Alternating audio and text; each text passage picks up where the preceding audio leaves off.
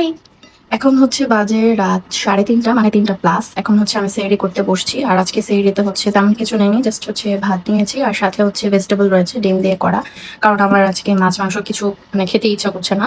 So এটা আমার ভালো লাগে। সো এটা দিয়ে আজকে সেহরি করব। তো যেটা বলছিলাম সেটা হচ্ছে আম ঠিক ১ বছর আগে এই সময় আমি আর আমার পার্টনার আমরা একসাথে বসে সেহরি করেছি।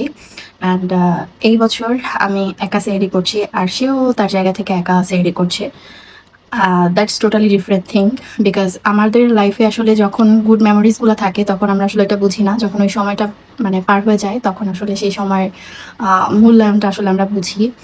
সো আসলে মানে আমার কাছে এটাই মনে হয় যে সময় থাকতে সময়ের মূল্য করা উচিত আসলে আমাদের প্রত্যেকটা মানুষের।